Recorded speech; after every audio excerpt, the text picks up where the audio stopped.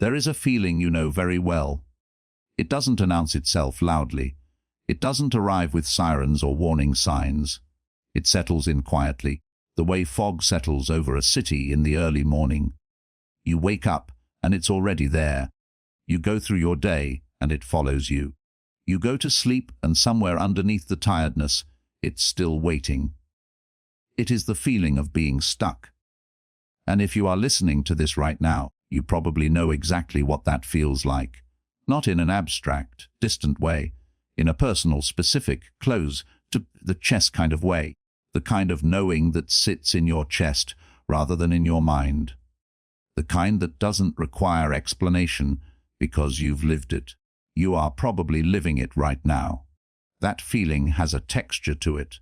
It feels like standing at the edge of something and not moving forward. It feels like watching other people walk past you while you remain still. It feels like wanting something, sometimes desperately, but not being able to reach it, or even walk toward it with any real conviction. It feels like running without getting anywhere, or sometimes it feels like not running at all, like being unable to start. Maybe your version of stuck looks like a career that hasn't moved in years, a relationship that feels like it's circling the same conversations, a dream you keep returning to but never seriously pursuing, a habit you keep meaning to change, a version of yourself you keep imagining but never quite becoming. Maybe it's subtler than that. Maybe you just feel like life is happening around you rather than to you. Like you're watching rather than participating, like you used to have a sense of direction, and somewhere along the way you lost it, and now you're moving but you're not sure where, or you've stopped moving and you're not sure why. Stuck doesn't always look dramatic. Sometimes it looks like a perfectly ordinary life with a hollow feeling at the center of it. And the hardest part, the part nobody talks about, is that you don't always understand why. You can look at your life from the outside and see that you are capable. You are not without intelligence. You are not without desire. You have had moments of clarity, moments of energy, moments when you thought, yes, this is the direction, this is the movement. And then somehow that feeling passed, and you ended up back here, back in the same place, feeling the same way. That is a specific kind of pain. The pain of knowing you could be moving and not understanding what is holding you still. So you try to diagnose the problem. You make lists. You set goals. You read things. You watch things. You have conversations with people you trust. And sometimes you get a temporary lift. A few days of momentum, a spark of something, and then the heaviness comes back. And you wonder whether the problem is you, whether something is fundamentally broken. Whether you simply don't have what other people seem to have. You start to believe the story that stuck is just who you are. But here is what this audiobook is going to ask you to consider. What if the feeling of being stuck is not caused by what you think it is?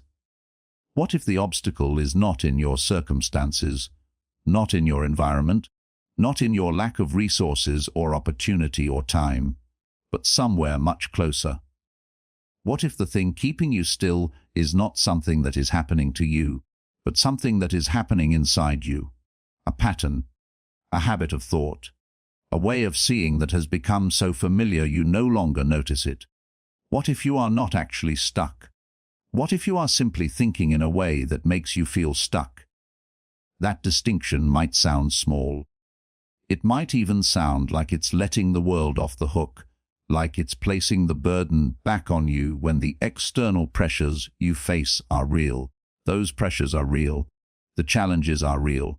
Nobody is going to tell you that your circumstances don't matter or that everything is simply a matter of mindset. That would be dishonest and it would be unhelpful. But here is what is also true. Two people can face the same circumstances and have completely different experiences. Two people can stand at the same crossroads, the same limitations, the same resources, the same uncertainty, and one of them will eventually move, while the other will remain still. The difference between them is rarely about the world around them. It is almost always about the world inside them. This audiobook is about that inner world, about the invisible patterns that create the experience of being stuck, about the thinking habits that keep you in place even when you want to move, about the subtle ways your mind constructs ceilings you don't realize are there. It is not going to tell you to be more positive. It is not going to give you a 5-step plan or a magic framework or a set of affirmations to recite in the morning. It is going to do something more difficult and more useful than that. It is going to ask you to look at yourself honestly, gently but honestly, to sit with some uncomfortable recognitions and let them become clarity. Because the truth is, clarity is the first movement. Seeing clearly is the beginning of getting unstuck. Not motivation, not confidence, not a perfect plan, just seeing what is actually happening inside you. So if you are ready, not ready in the sense of feeling prepared, but ready in the sense of willing, then let's begin. Let's start by looking at the thing you think is real. The mind is a storyteller. It takes the raw, unfiltered experience of your life. The events, the feelings, the interactions, the failures, the silences, and it turns them into a narrative. It creates a story about what is happening, a story about who you are, a story about what is possible. And you believe that story, not because you are naive, not because you are weak, but because that's what minds do. That's what your mind has always done. It doesn't present you with interpretations. It presents you with what feels like reality. So when your mind tells you that you are stuck, it doesn't feel like a thought.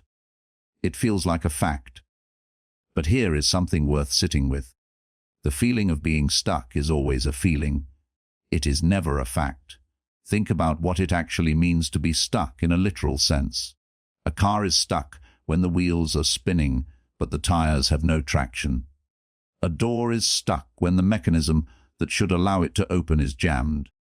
There is a clear, physical, observable reason for the stillness. You could examine the stuck thing and point to exactly what is preventing movement. But when you say you feel stuck in life, what are you actually pointing to? What is the mechanism that is jammed? What is the traction that is missing? Because if you look carefully, really carefully, not defensively but honestly, the answer is rarely as clear as it feels. The stuckness is not a physical reality. It is a perception. It is the mind's interpretation of a set of circumstances, feelings, and thoughts, assembled into a story called "I am not moving forward." And that story, however convincingly it presents itself, is always partial, always incomplete. It highlights certain things and ignores others. It is, at its core, a filter. Here is what that filter tends to do. It makes the present moment feel more permanent than it is. When you are in the feeling of being stuck, the present feels like it will always be the present. The way things are feels like the way things will always be. You know, intellectually, that this isn't true. You know that circumstances change, that people change, that you yourself have changed countless times before. But the feeling doesn't carry intellectual knowledge. The feeling carries only itself. So you feel stuck, and that feeling says this is permanent. And the permanence makes it heavier. And the heaviness makes movement feel impossible. And the impossibility deepens the feeling of being stuck. It is a loop. And it is a loop that the mind generates, maintains, and reinforces all by itself. Now consider this. At some point in the past, maybe recent past, maybe years ago, you were in a situation that felt impossible, a period of life that felt genuinely suffocating, a problem that seemed to have no solution, a moment where you genuinely could not see how things would ever change. And then they changed, not necessarily dramatically, not necessarily according to your plan, but they changed. You moved through it. You are here now, which means every version of stuck you have ever experienced has eventually given way to something else. What does that tell you? It tells you that the feeling of being stuck and the reality of being stuck are not the same thing. You have felt stuck and been wrong about it before. You have told yourself a story of permanent stagnation and been wrong about it before. So the first thing this audiobook wants to offer you is not a solution. It is a question. When you tell yourself you are stuck, how certain are you that the story is accurate? Not how certain it feels. How certain is it actually? Because perception is not reality. Perception is always a constructed experience, built from your memories, your fears, your previous disappointments, your current emotional state. It is colored by everything you believe about yourself and the world. And because it is constructed, it can be wrong, not slightly off, sometimes completely, fundamentally wrong. Think about the way a forest looks different at different times of day. At noon, the light comes straight down, and you can see every tree, every path, every clearing. At dusk, the shadows stretch and change the shape of things. What was a clearing at noon might look like a wall of darkness at evening. The forest hasn't changed. Your perception of it has changed, and depending on which version you trust, you might walk forward confidently, or you might stop entirely, convinced there is no way through. The forest of your life looks different depending on the light you are carrying. And one of the most common forms of stuck is simply standing in the forest at the wrong hour and trusting the shadows more than the daylight you know is coming. But here is where it gets more complex. Because the mind does not just passively perceive, it actively searches for evidence. Once it decides the story, once it lands on "I am stuck," it begins collecting proof. It looks for every confirmation that the story is true. It notices the ways things have not changed. It catalogues your previous attempts and points to their incompleteness. It compares you to people who seem to be moving. It dismisses evidence that contradicts the narrative because contradictory evidence doesn't fit the story, and the mind prefers a coherent story to an accurate one. This is not a flaw in your character. This is a feature of human cognition. It is called confirmation bias, and every human being on Earth experiences it. The mind finds what it is looking for.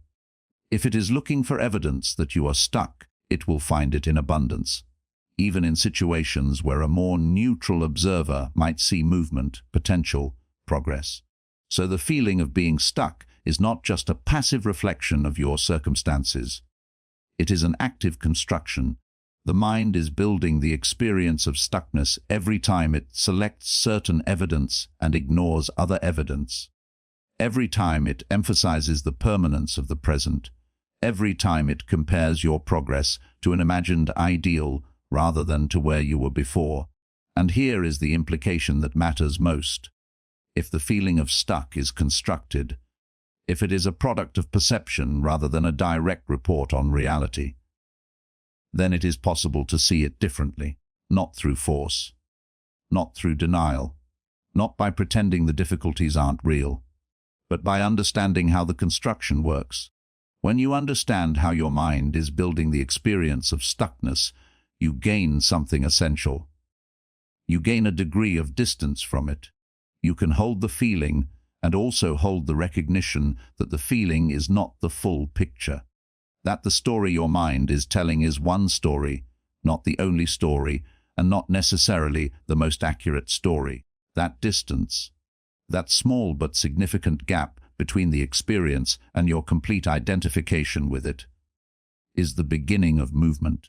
You don't have to feel free to begin moving. You only have to question whether the cage is as solid as it looks. Now we go deeper, because it is not enough to simply know that the feeling of stuck is a perception.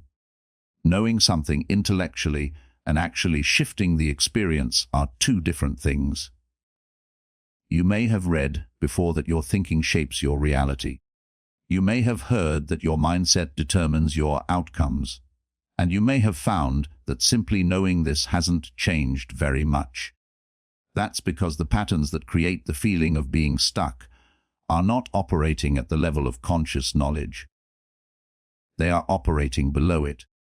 They are embedded in the way you automatically respond to uncertainty, in the habits of thought you return to without realizing you've returned to them, in the invisible assumptions you carry about what is safe, what is possible, what you deserve.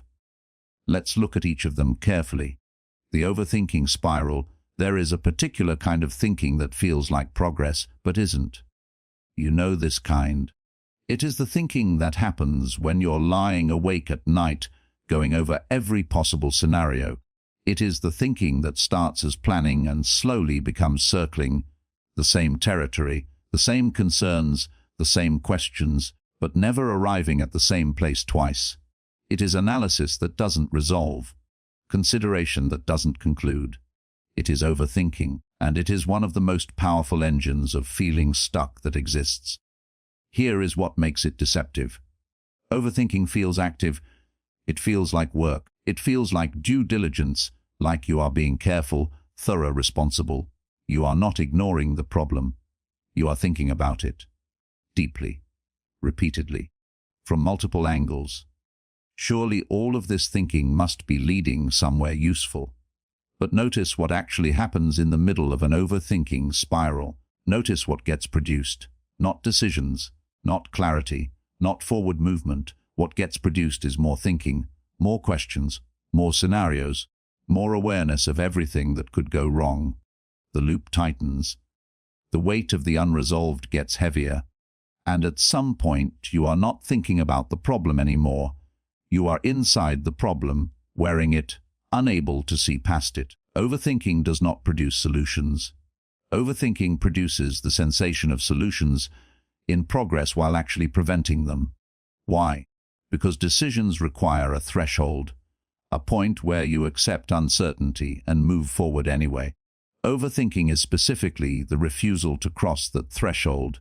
It is the mind's way of staying in the comfortable space of possibility, where nothing has been risked, nothing has been tried, nothing has failed, by pretending to prepare indefinitely. Every hour you spend going over the same question without deciding is an hour of preserved comfort dressed up as productive thought.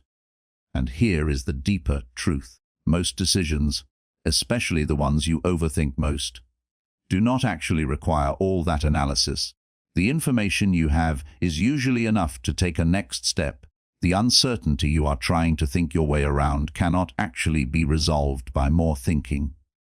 It can only be resolved by experience, by moving, by finding out. But the mind doesn't want to find out, because finding out means crossing the threshold. It means committing. It means becoming responsible for the outcome, and that is terrifying in a very specific way. So the mind offers you the comfort of another round of analysis instead.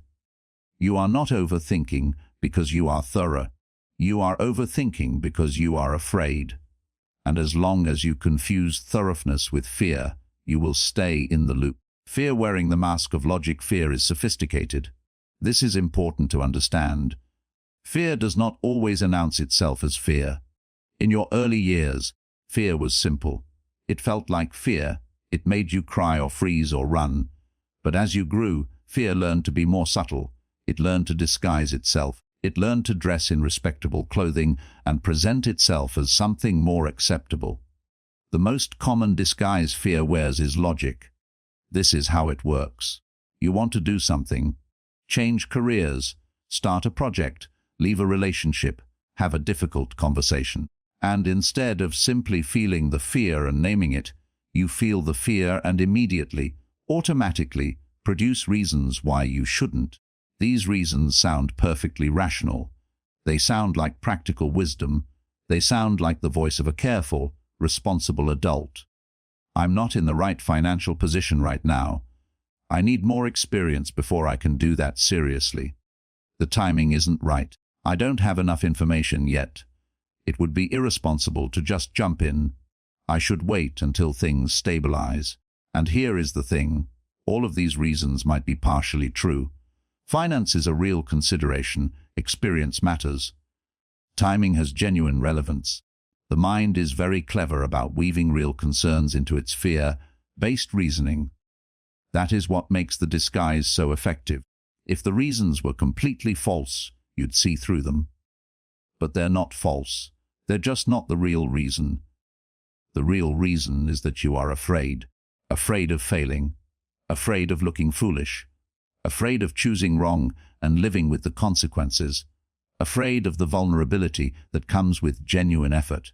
And underneath all of that, often, is the deepest fear of all, the fear that if you truly try and it doesn't work, you will have to confront something about yourself that you don't want to confront. So instead of sitting with that fear, instead of naming it and looking at it directly, the mind hands you logic. It tells you the practical reasons not to move, and you accept them because they feel responsible rather than fearful, sensible rather than avoidant. The cost of this is enormous, because as long as fear is disguised as logic, you cannot actually evaluate it. You cannot ask whether the fear is proportionate or distorted. You cannot decide whether it is pointing to something genuinely worth heeding or simply holding you in place. You cannot make a real choice. You can only follow the logic, which is actually following the fear without knowing it. Start paying attention to the moments when your reasons not to do something multiply rapidly. When every angle of analysis produces another obstacle. When your reasoning feels strangely circular. These are often signs that fear is generating the logic, not the other way around. The perfection trap. There is a version of you that is ready, fully ready. This version has the right credentials, the right timing, the right level of confidence, the right amount of preparation. This version has figured out all the potential problems in advance. This version knows exactly where they're going and exactly how they will get there. This version does not doubt, does not hesitate, is not afraid. You are waiting for that version to arrive, but it won't. Not because you are not capable of growth, but because that version doesn't exist. Not for you, not for anyone. The perfection trap is the belief, usually unconscious, that you need to reach a certain state of readiness before you can legitimately begin. That doing something imperfectly is equivalent to doing it wrong. That presenting an unfinished version of yourself or your work is a form of failure. And so you wait, you prepare, you improve, you learn more, you get a little closer to that imagined version of ready. But then the standard shifts, as it always does, and the fully ready version moves further away. And you wait a little longer, and the waiting starts to look like patience when really it is paralysis. Here is what the perfection trap costs you. It costs you the learning that only comes from doing, because the version of you that is ready to do something well is built through doing it imperfectly first. You cannot skip the imperfection and arrive at mastery. You cannot study your way past the discomfort of being a beginner. You cannot think yourself to the other side of experience. You can only get there by going through it. Every person who has ever become skilled at anything, at all, was at some point terrible at it. Visibly, undeniably terrible. And they did it anyway, not because they were reckless or didn't care about quality, but because they understood, consciously or intuitively, that imperfect action generates learning, and learning generates improvement, and improvement eventually produces the quality they were aiming for. You cannot reverse that sequence. Waiting until you're good enough to start is like waiting until you can swim to enter the water. Avoiding the discomfort of growth, the human nervous system is built around a very simple principle. Familiar feels safe. Unfamiliar feels dangerous. Not necessarily consciously dangerous. Not always the kind of dangerous that makes you think there is a threat, but the low-level signal of danger that makes you hesitant, cautious, slow to commit, quick to retreat. This is a survival mechanism. It is ancient and it is powerful, and in many contexts it is genuinely useful. But in the context of personal growth, of change, of becoming something you have not been before, it creates an enormous problem. Because every step of genuine growth requires you to enter unfamiliar territory. Every time you grow, you become someone slightly different from who you were. And different, even better, even freer, even more fulfilled, still registers to the nervous system as unfamiliar, and unfamiliar registers as a signal to be careful. So you approach growth cautiously. You move toward it and then stop. You start and then find yourself pulled back toward what you know. Not because you don't want the growth. You do want it, deeply. But because the pull of the familiar is neurological, not just psychological. It is not a choice you make consciously. It is a pull you experience and have to actively navigate. The avoidance of discomfort is not weakness. It is physiology. But understanding it as physiology rather than character means you can work with it rather than being ruled by it. Discomfort is not a sign that you are doing something wrong. Discomfort is often a sign that you are doing something new. The discomfort of growth feels different from the discomfort of genuine danger. And learning to tell the difference is one of the most important skills you can develop. Because as long as you treat the discomfort of growth the same way you treat the discomfort of danger, you will retreat from the former just as you retreat from the latter. And retreating from growth feels like safety. But it is a very particular kind of safety. It is the safety of the cage that has become familiar.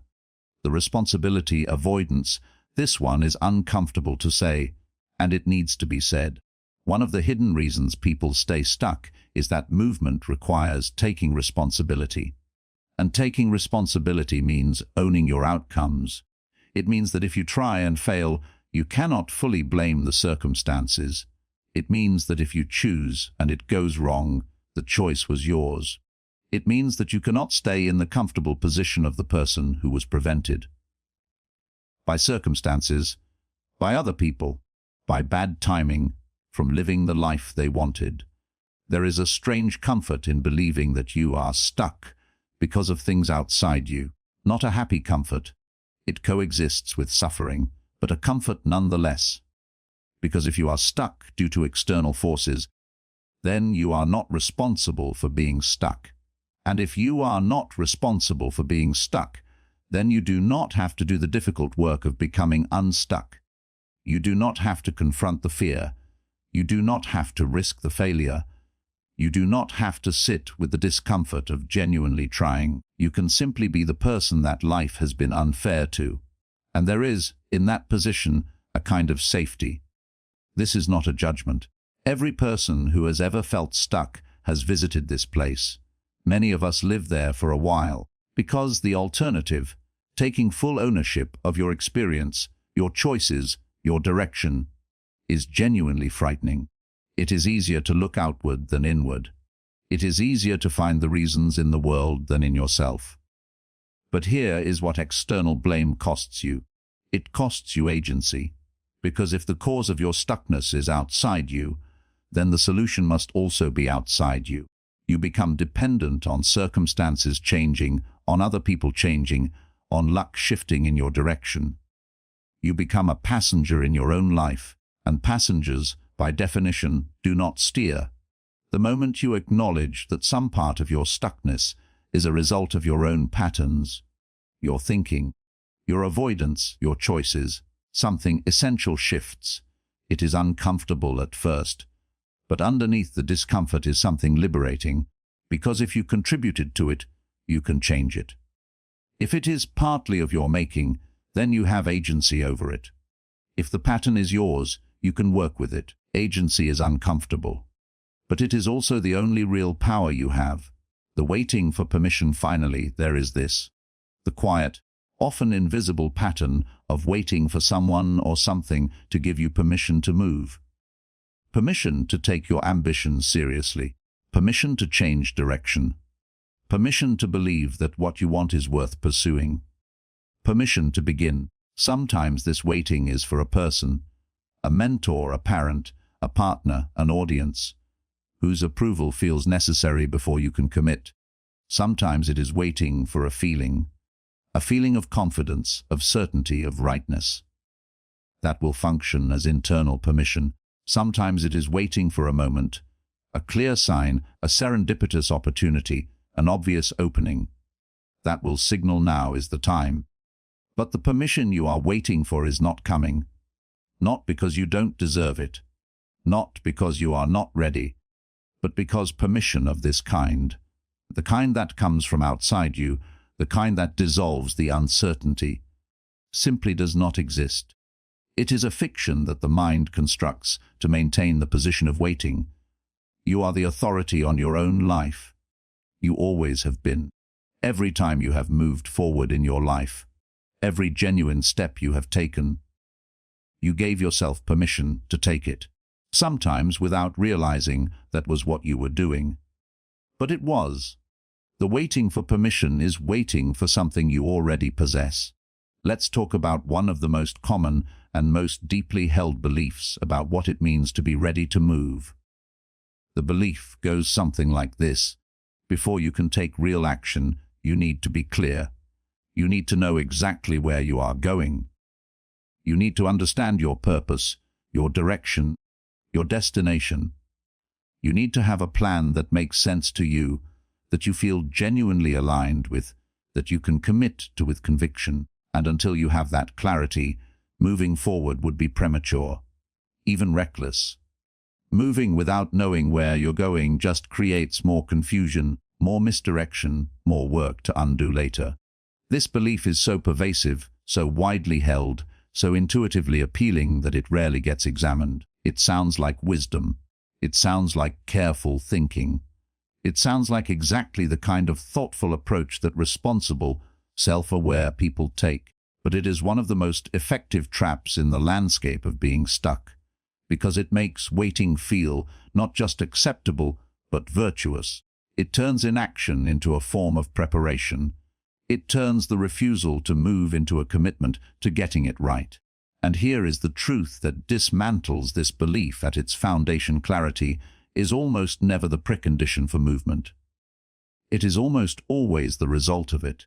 Think carefully about the times in your life when you have felt genuinely clear about something, when you knew, with some real conviction, what you wanted and what you were doing, when you had a sense of direction that felt grounded rather than wished for.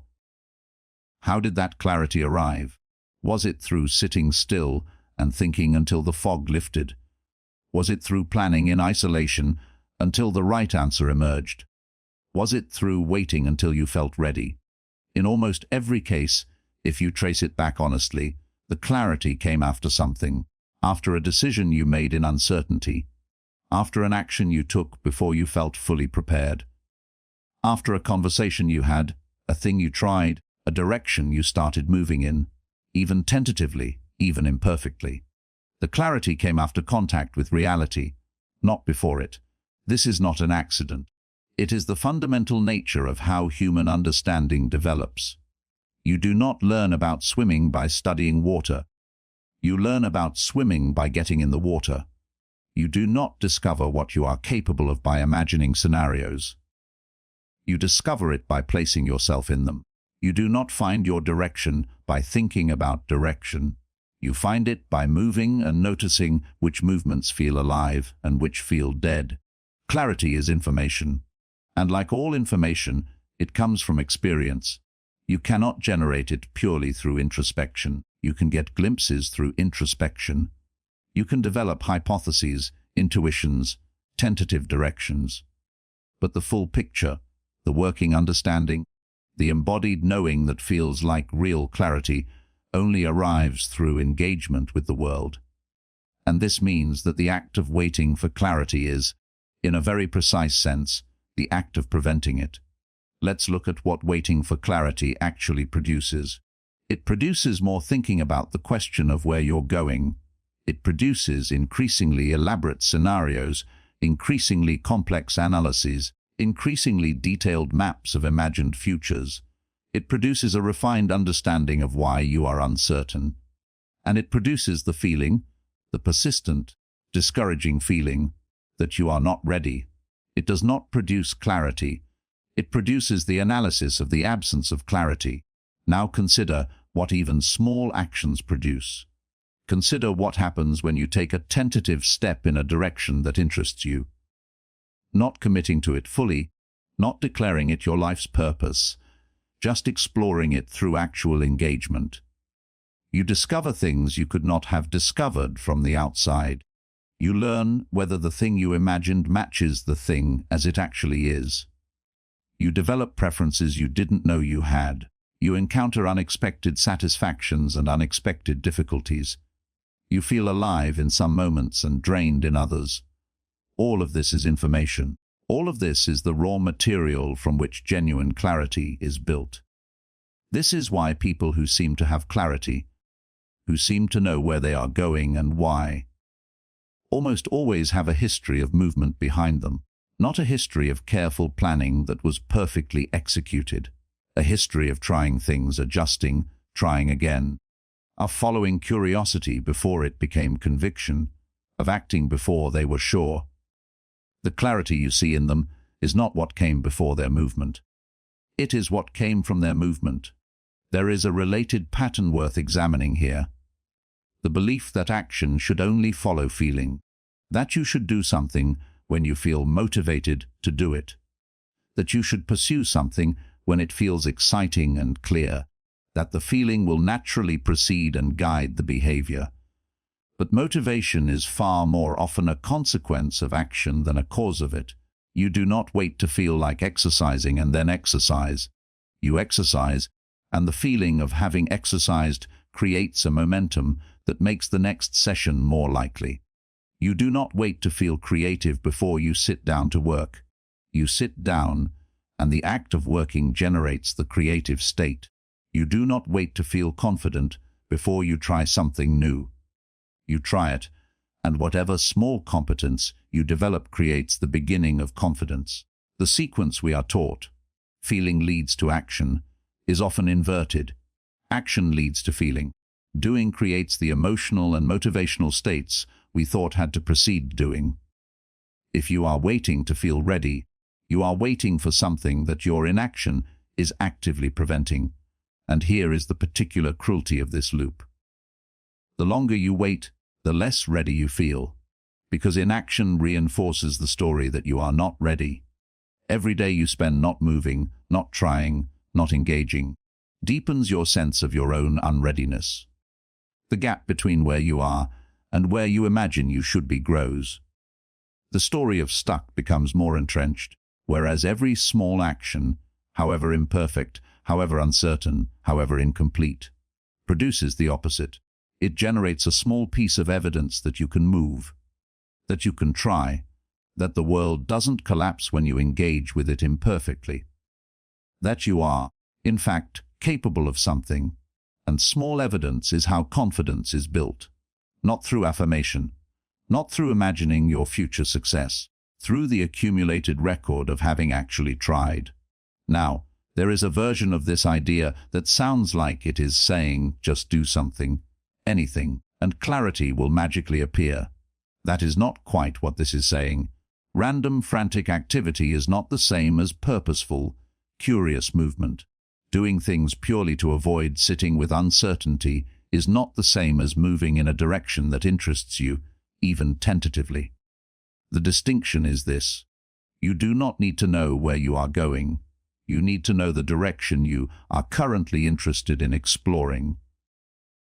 You need to be honest about what calls you, what interests you, what feels worth investigating, even without certainty, even without commitment, even without a guarantee. And then you move in that direction, not all at once, not definitively, just enough to generate information, just enough to let reality teach you what thinking cannot.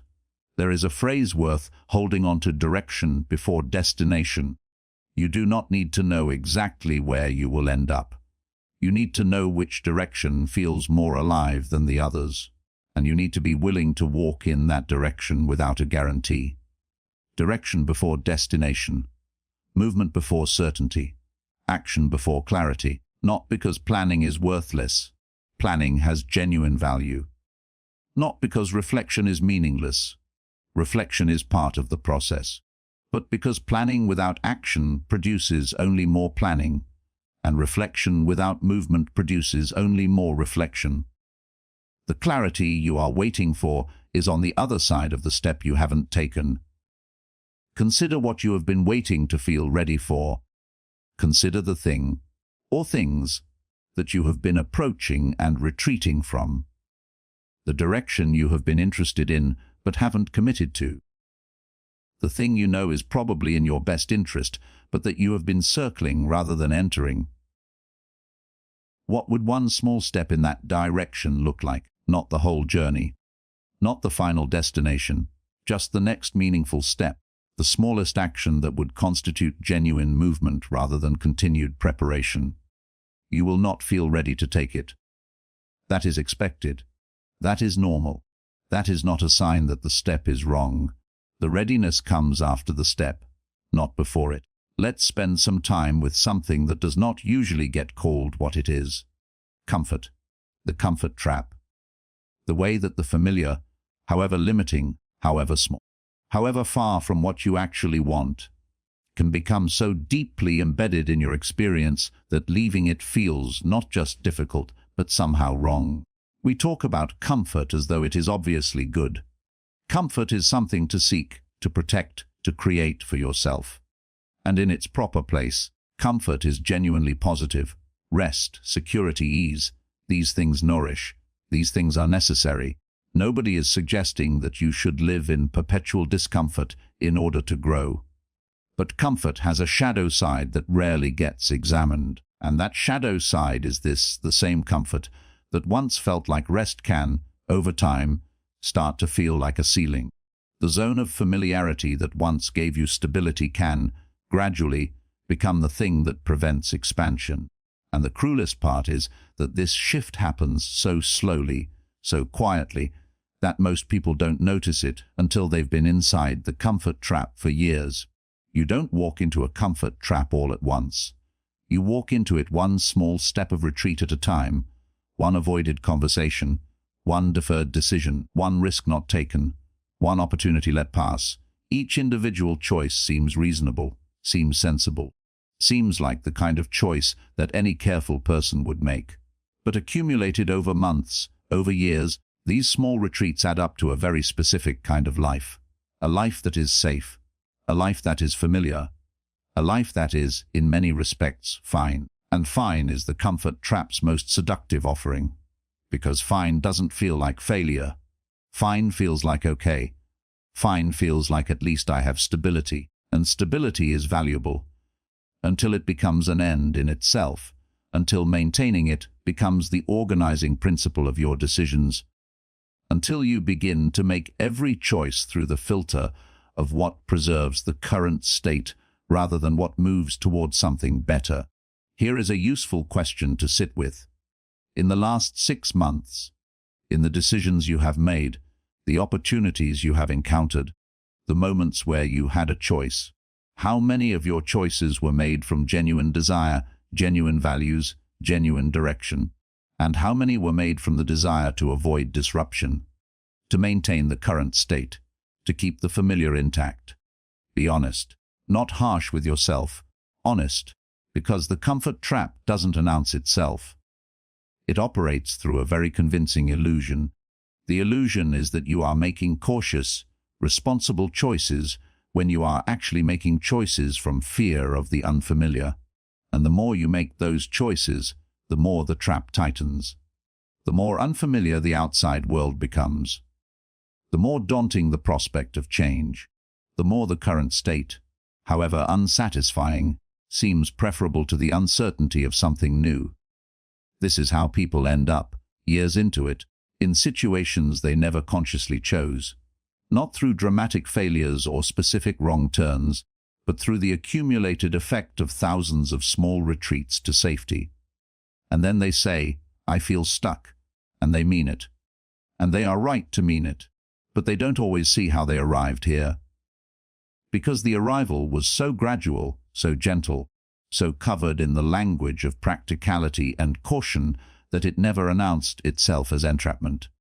The comfort trap is particularly powerful because it recruits your intelligence in its service. It doesn't make you feel lazy or cowardly. It makes you feel thoughtful. It gives you reasons.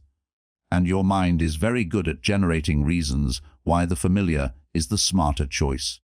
Why this particular moment is not the right time. Why the next stage of growth should wait until some future condition is met. And those reasons are partially true.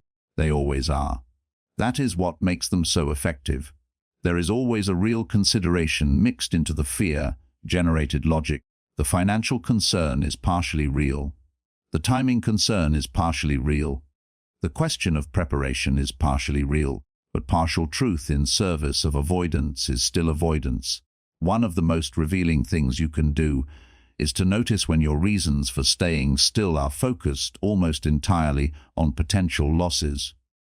When your analysis centers on what could go wrong, what could be lost, what disruption could be caused, and gives very little weight to what might be gained, what might open up, what might become possible.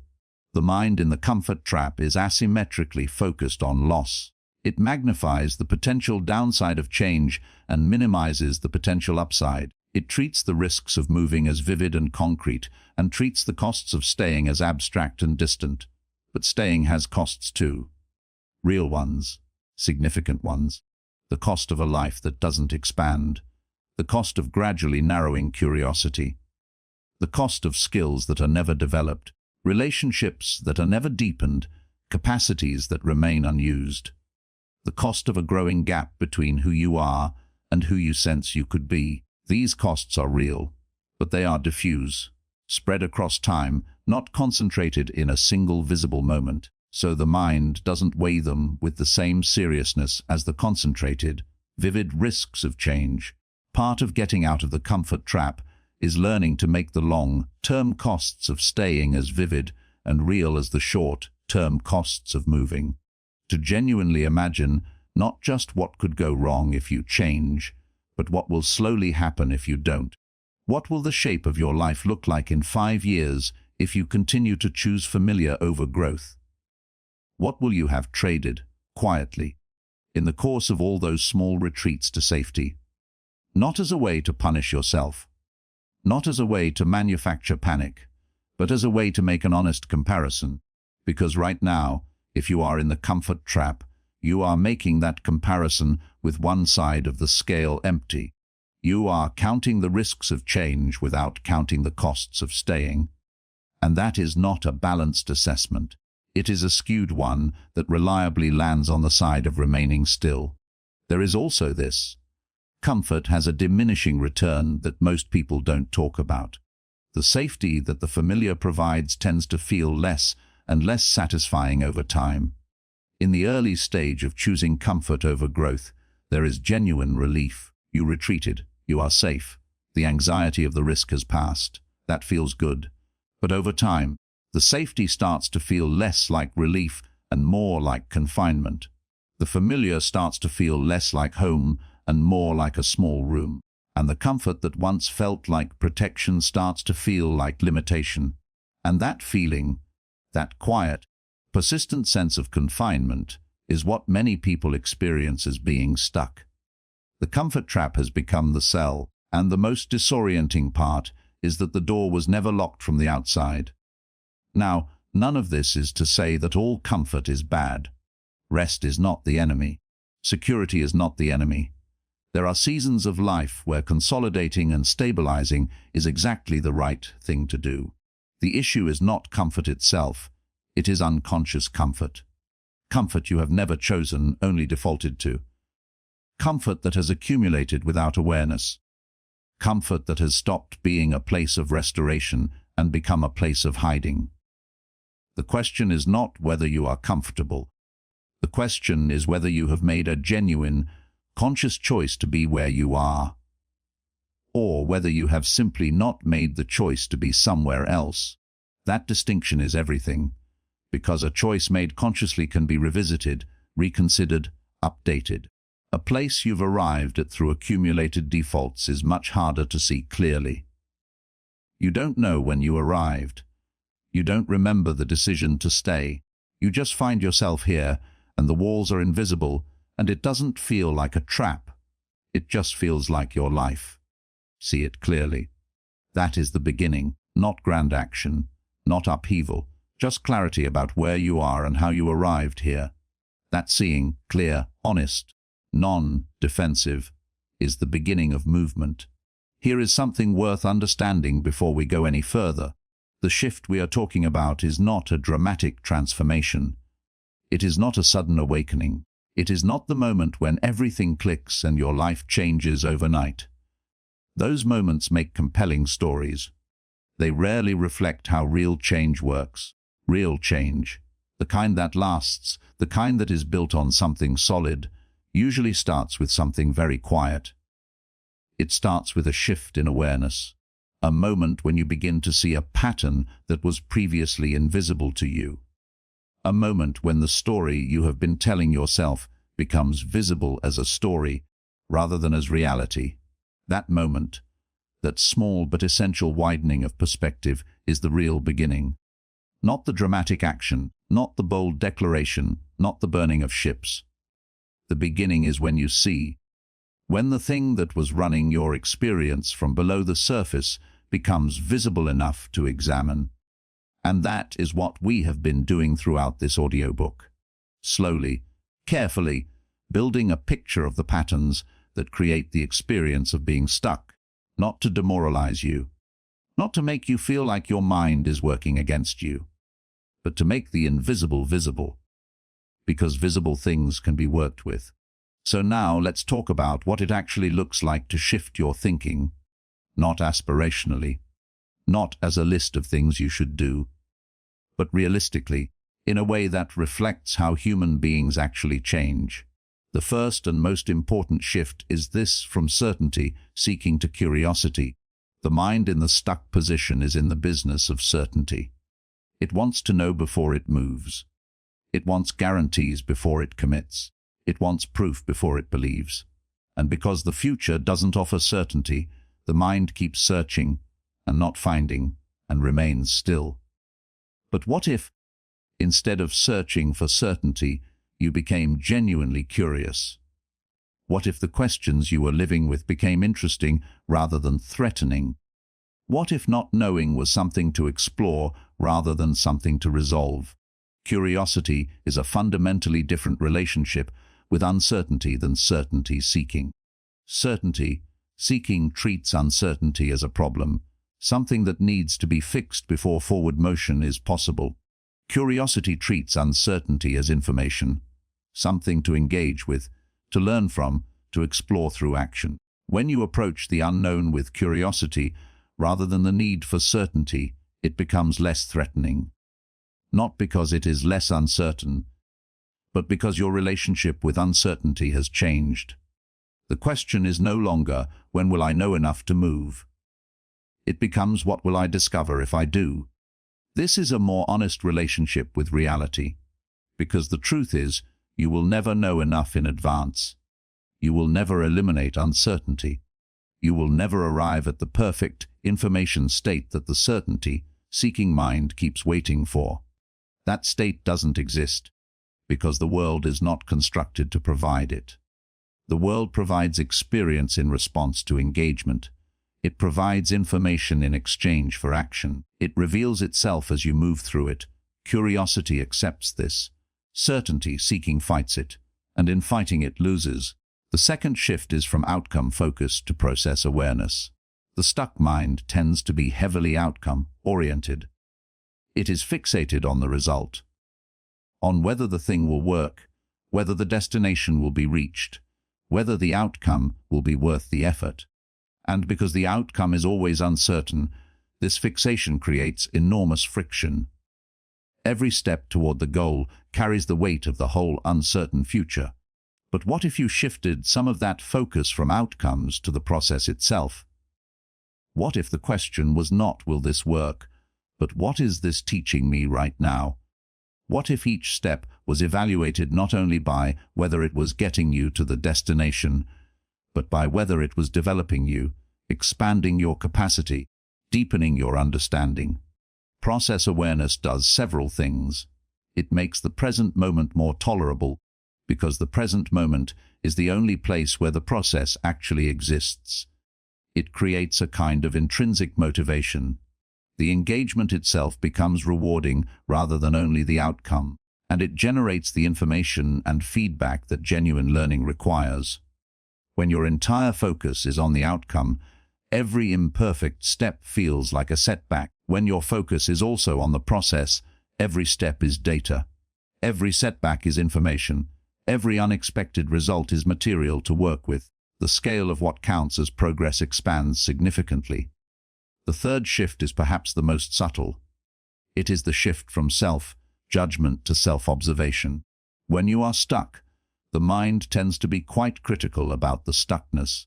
There is often a layer of harsh self-assessment, a running commentary that says you should be further along, that other people handle this better, that you are weak or fearful or confused in some way that reflects poorly on your character. This self-judgment is one of the most counterproductive things that can happen, because judgment contracts.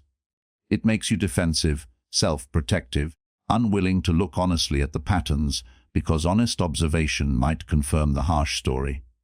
But self-observation, genuine, non-judgmental curiosity about your own patterns, does the opposite.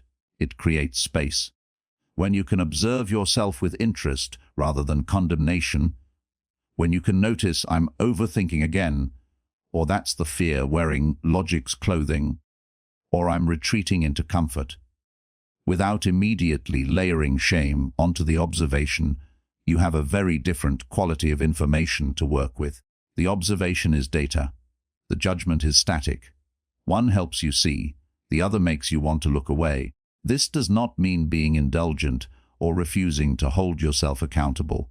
It means understanding that genuine accountability is more possible through honest observation than through self-attack. When you can see your patterns clearly, without the distortion of self-condemnation, you can actually decide what to do about them. When self-judgment clouds the picture, you are fighting the shame rather than working with the information. Observe yourself as you would observe someone you deeply care about. With curiosity, with compassion, with genuine interest in what is actually happening rather than what the judgment says should be happening. The fourth shift is from thinking about change to making micro-decisions. Thinking about change produces a peculiar form of exhaustion. You can spend an enormous amount of mental and emotional energy considering the shape of the change you want to make. Imagining the better life, the different version of yourself, the state of things as they could be, without taking a single actual step. And paradoxically, this thinking about change can feel so effortful, so consuming, that it creates a strange sense of having already done something, as if planning and dreaming and analyzing were themselves a form of progress. They are not. They are the shadow of progress. They are what movement looks like when viewed from the inside without any of the external reality of actually moving. The antidote is micro-decisions, not the grand transformation, not the commitment to overhaul your entire life. Just what is one small, real, concrete thing I can do today or this week that represents actual engagement with the direction I want to move in. Not preparation for eventual engagement, not a step toward getting ready to eventually engage. Engagement itself, even if it is 5 minutes of actual work, even if it is one phone call made, one page written, one conversation initiated, one small concrete real-world action that connects your intention to reality. Micro-decisions compound. They accumulate evidence. Each small action says to the part of you that doubts you can do this, and the part of you that doubts becomes slightly quieter each time you prove it wrong. The fifth shift is from comparison to personal reference points. One of the most reliable sources of the stuck feeling is comparison. Looking at other people, their progress, their achievements, their apparent certainty, and measuring your own experience against them. And inevitably, in the midst of feeling stuck and uncertain and unclear, coming up short. But comparison is not measurement, it is distortion, because you are comparing your full, complex, private inner experience to other people's carefully curated external presentations. You are comparing your doubt to their confidence, which is usually performance. You are comparing your uncertainty to their direction, which is often retrospective. You are comparing your process, which is currently happening, to their results, which are already complete. This comparison is never fair and never accurate, and it reliably generates the feeling that you are further behind than you actually are. The shift is to reference yourself, to compare your present to your past rather than to other people's present. To ask not am I ahead of them, but am I ahead of who I was 6 months ago, a year ago, 3 years ago? Because your journey is not theirs. Your timeline is not theirs. Your starting point was not theirs. Your circumstances are not theirs. The only comparison that produces useful information is the comparison between who you are becoming and who you have been. And when you make that comparison honestly, you will often find more movement than you thought. There is a particular kind of knowledge that only comes from doing, not from reading about it, not from thinking about it, not from watching others do it, from the direct, personal, irreplaceable experience of engaging with something yourself. You can read extensively about how to have a difficult conversation. You can study the psychology, the techniques, the recommended approaches. You can prepare what you will say, anticipate the responses, plan your reactions. All of that preparation has value. But the moment you are actually in the conversation, the actual, living, unpredictable conversation, you discover things that no preparation could have given you. You discover how you respond under pressure. You discover what you actually feel when the other person says something unexpected. You discover what you are capable of saying when it matters. The knowledge that comes from that experience is different in kind from the knowledge that comes from preparation. It is embedded. It is embodied. It becomes part of who you are rather than something you know about. This is what movement creates. Not just the accomplishment of having done something, but a new form of knowing, a new relationship with your own capacity, a clearer picture of the terrain, a map built from actual exploration rather than from imagining the territory. And this new form of knowing, this direct, experience-based clarity, is what progressively transforms the feeling of being stuck into the experience of navigating. Because navigation requires a map, and the map is built through movement. This is why people who have gone through significant challenges often describe the experience, in retrospect, as clarifying. Not easy, not painless, not something they would necessarily choose again, but clarifying, because the challenge forced them into direct contact with reality. It stripped away the layers of comfortable assumption and made the actual terrain visible. They found out who they were under pressure. They found out what they could handle. They found out what they actually cared about when the situation demanded they choose. The same clarifying effect is available not only through crisis, but through deliberate movement. Through choosing to engage rather than waiting. Through deciding to find out rather than imagining. Through taking the step before you are certain, and letting the step teach you what certainty could not. Let's look at what happens practically when you begin to move. In the early stages, the movement often feels messy. You will make imperfect choices. You will take steps that don't lead exactly where you thought. You will have to adjust, revise, reconsider. And if you are measuring yourself against the imagined version of a perfectly planned journey, these adjustments will look like failures. But they are not failures. They are the normal, expected, entirely healthy process of learning through experience. Every adjustment is information. Every redirection is refinement. Every mistake is a lesson that could not have been learned any other way. The image that might be useful here is sailing. When a sailor navigates toward a destination, they rarely sail in a straight line. The wind changes. The current shifts. Obstacles appear, and so the sailor tacks, adjusts course constantly, responding to the reality of the actual conditions rather than the imagined ideal conditions of the original plan. A sailor who refused to tack, who committed to the original heading and refused to adjust regardless of the conditions, would not be showing admirable commitment. They would be demonstrating dangerous rigidity, and they would not reach the destination. The tacking is not a sign of poor navigation. The tacking is navigation. The adjustments are the skill. When you move and encounter the need to adjust, you are not failing. You are sailing. You are responding to real information rather than theoretical planning, and every adjustment you make builds your ability to navigate. Not in theory, but in practice. Confidence does not come from certainty about the outcome.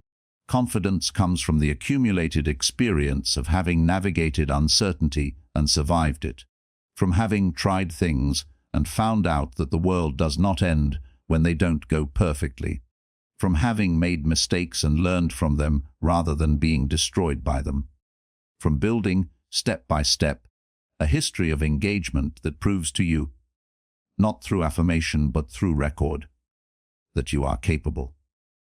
This kind of confidence cannot be given to you. It cannot be argued into you. It cannot be inspired into you. It can only be built through actual experience of your own engagement with the world, and the only way to build it is to start moving imperfectly before you feel ready. There is a self-reinforcing quality to this. Movement builds confidence. Confidence makes the next movement less threatening. Less threatening means fewer barriers, less resistance, more willingness to move again, and each subsequent movement builds more confidence, generates more information, creates more clarity. The opposite is also self-reinforcing. Stillness deepens the story of unreadiness. Deepened unreadiness creates more resistance to movement. More resistance means more justifications for staying still. More justifications mean more stillness. Which loop are you currently in? And which loop do you want to be in? You cannot move from the first loop to the second through a single grand act of willpower. But you can shift the loop through a single small act of movement. Through one real step that generates one real piece of experience that begins to build one small piece of genuine confidence. It doesn't need to be impressive. It doesn't need to be definitive. It just needs to be real. Here is something that often gets missed in conversations about motivation and progress. The feeling of momentum, the sense that you are moving, that things are shifting, that there is direction and energy in your life, does not require large actions. It requires consistent small ones. The daily practice of actual engagement, however small, the regular experience of doing rather than only thinking about doing. Momentum is not a feeling you wait for. It is a feeling you generate through action and then sustain through continued action. The first small movement creates a small momentum. The second builds on it. The third builds on that. And gradually, almost imperceptibly, the feeling of being stuck gives way to the feeling of being in motion. Not because your circumstances have dramatically changed, but because your relationship to your own agency has changed. Because you have begun to build the experiential record that says, I am someone who moves forward. And that record, that accumulating body of evidence, eventually becomes the foundation of a different story. Not I am stuck, but I am navigating, I am adjusting, I am building, I am moving forward imperfectly in a direction that is becoming clearer as I go. There is a question underneath everything we have been discussing. A question that is more fundamental than the patterns, more essential than the strategies, more core to the whole thing than any particular insight. The question is, who are you being? Not what are you doing, not what are you thinking, but who are you being, at the level of identity, at the level of the story you carry about what kind of person you are. Because here is the truth. Behavior follows identity. What you do consistently is a reflection of who you believe yourself to be. If you believe yourself to be someone who tries and fails, you will tend to avoid trying. If you believe yourself to be someone who can't handle discomfort, you will organize your life to minimize discomfort. If you believe yourself to be someone who is not quite capable enough, not quite ready enough, not quite deserving enough, then every action you take will be filtered through that belief, limited by it, shaped by it. And the reverse is also true. If you begin to build the identity of someone who moves forward, who engages rather than retreats, who tries imperfectly rather than waiting perfectly, who takes responsibility for their direction rather than blaming circumstances, then the behavior will follow. Not all at once, not without struggle, but with a direction that is genuinely different from what came before. This is what identity level change means. Not changing what you do by force of will, changing who you are being, and letting the behavior follow naturally from that. Now, how does identity actually change? This is important, because the answer is not what most people think. You do not change your identity by deciding to have a different identity. You do not change it by affirmation, by imagining, by declaring. Those things can be useful tools, but they are not sufficient on their own. Identity changes through accumulated evidence, through the slow, consistent building of a record that contradicts the old story and supports a new one. Every time you do the thing you said you would do, even imperfectly, every time you move towards something difficult rather than retreating, every time you take responsibility instead of assigning blame, every time you choose growth over comfort, even in a small way, you are adding a vote to a new identity. The old identity was built the same way, through accumulated evidence that confirmed the story, through the repeated experience of retreating, of overthinking, of waiting, of choosing familiar over growth. That accumulation created the identity of someone who stays still. The new identity is built the same way, through the gradual accumulation of contrary evidence, through the patient, persistent practice of moving, however imperfectly, in the direction you want to go. This takes time. This is not an overnight thing. The old patterns are deep, and the old story is familiar, and the new behaviors will feel strange and uncomfortable for a while. That is expected. That is not a sign that the change is failing. That is exactly what change feels like from the inside. Let's talk about responsibility more directly, because this might be the most important element of becoming someone who moves forward. Responsibility, genuine, full, not shared. Personal responsibility for your life and its direction is the most enabling thing a person can take on, and also the most uncomfortable. It is uncomfortable because it means you cannot fully explain your stuckness through external circumstances. It means the obstacles in your path are not only outside you. It means the pattern has been, at least in part, your doing. And accepting that, without shame, without self-attack, but honestly, is a confronting thing. But here is what responsibility actually gives you. It gives you the only real power available, because if the pattern is yours, you can change it. If the thinking is yours, you can shift it. If the choices that led here were yours, then the choices that lead somewhere different are also yours. You are not waiting for the world to change, for circumstances to improve, for other people to behave differently. You are working with the one variable in your life that you actually have direct access to yourself. People who have genuinely transformed their lives. Not people who had the perfect circumstances, but people who fundamentally changed their own experience, share this in common. They stopped explaining their situation through external causes and started taking ownership of their internal ones. They stopped waiting for the right conditions and started creating them or moving in spite of their absence. They stopped being passengers and started navigating. This does not mean they achieved everything alone. This does not mean they never needed help or support or favorable circumstances. Of course they did, but they stopped using the absence of those things as the reason not to move. They worked with what they had, where they were, in the direction they wanted to go. That is not heroism. That is not extraordinary willpower. That is simply the decision, made and renewed, often many times, in the face of doubt and resistance, to be the author of your own direction rather than the observer of your own life. Becoming someone who moves forward is also about building a different relationship with failure. Because the person who retreats into safety, who waits for certainty, who overthinks rather than acts, that person is, in a very real sense, trying to prevent failure, trying to arrange circumstances such that failure cannot occur.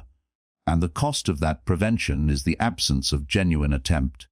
But failure is not what it has been constructed to be. Failure is not the end of the story.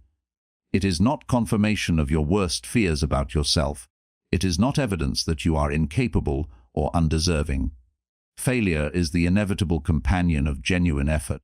It is what happens when you stretch beyond what is safe and familiar and try something that is genuinely difficult.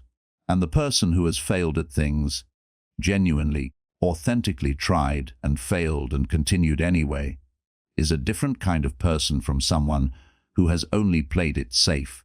They have information that safety cannot provide. They have resilience that caution cannot build. They have a relationship with their own capacity which imagination cannot generate. The fear of failure keeps you from becoming the person that failure, survived and learned from, would make you. This is not a romantic idea about failure. Failure hurts. It is disappointing and disorienting and sometimes genuinely costly. None of that is being minimized, but the response to the possibility of failure, the choice between avoiding it at the cost of genuine attempt or risking it in the service of genuine growth, is one of the most consequential choices available to you. The person who moves forward is not someone who doesn't fear failure.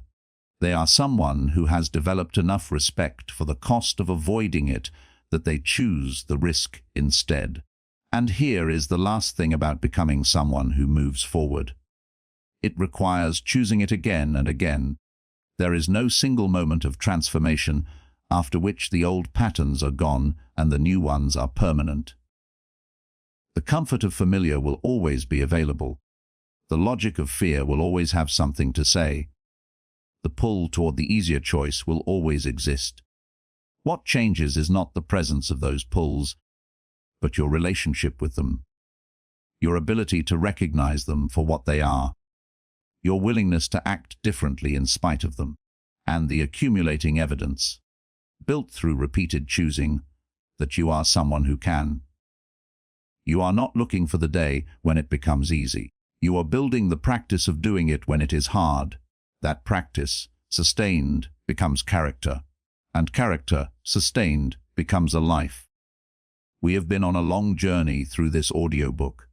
We have walked through the feeling of being stuck. Not around it, not past it, but through it. We have looked at it honestly. We have examined the patterns underneath it.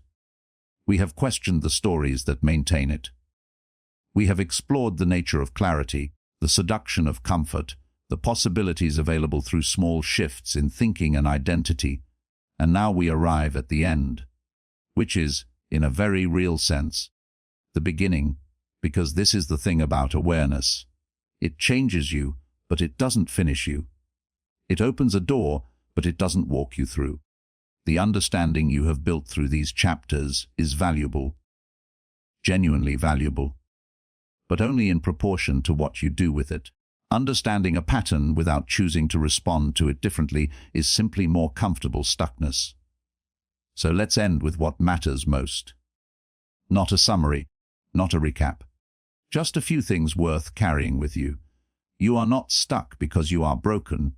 You are not stuck because you are incapable. You are not stuck because the world is unfair, or because the timing is wrong, or because you don't have what it takes. These stories are comfortable. They are also not the truth. The truth is more complex and more hopeful. You are stuck, to whatever degree you are, because of patterns of thought, of perception, of behavior that have accumulated over time and become the shape of your experience. These patterns are not you. They are things you do, not things you are, and things you do can be changed. The overthinking that has kept you circling rather than deciding. It is a pattern, not a destiny. The fear wearing the mask of logic. It is a habit, not a law. The waiting for certainty that will never come. It is a choice, and it can be unmade. The comfort that has become a ceiling. It can be felt, named, and gently expanded. None of this is instantaneous. None of it is a single decision or a flash of insight after which everything is different. Real change is quieter than that. It is the daily practice of choosing differently, even slightly, even imperfectly. It is the willingness to take the next step before you feel ready. It is the gradual building of a new record, a new evidence base for who you are and what you are capable of. The clarity you have been waiting for is not going to arrive fully formed before you begin. It is going to emerge through the process of beginning. Each step you take will reveal the next step more clearly. Each engagement with reality will give you information that sitting still cannot. Each imperfect attempt will teach you something that perfect preparation never will. There is a particular kind of courage that doesn't announce itself as courage. It doesn't feel like bravery. It feels like deciding to do something uncomfortable anyway. It feels like taking a step without a guarantee. It feels like choosing growth over comfort for the 5th time, even though the first 4 times were hard. That quiet courage, the one you don't recognize in yourself because it doesn't feel dramatic enough to be called courage, is the most important kind. It is the kind that builds lives rather than just stories. You carry that courage. You may not feel it right now. That's okay. It doesn't have to be felt to be used. Here is what is true about where you are. You are at a threshold. You have been at this threshold many times before. The place where understanding meets decision, where awareness meets action. And you will be here again. The question is never can you move forward. Of course you can. The question is simply whether you will. Not the grand, life-altering move forward, just the next one. The small, honest, imperfect next step in the direction that calls you. The decision to stop preparing and start engaging. The choice to stop waiting for certainty and start accepting that you will navigate as you go. The world does not reveal itself fully in advance. It reveals itself in response to your movement. The path becomes visible as you walk it, not before. So walk it. You are not waiting for the right moment. You are waiting for certainty. And certainty rarely comes before action. The moment you move, however small the movement, however uncertain the direction, however imperfect the beginning, is the moment things begin to change, not all at once, not dramatically, but genuinely, truly, in the way that things change when someone decides to stop being a passenger in their own life and picks up the map. You are not as stuck as you feel. You are simply ready to begin.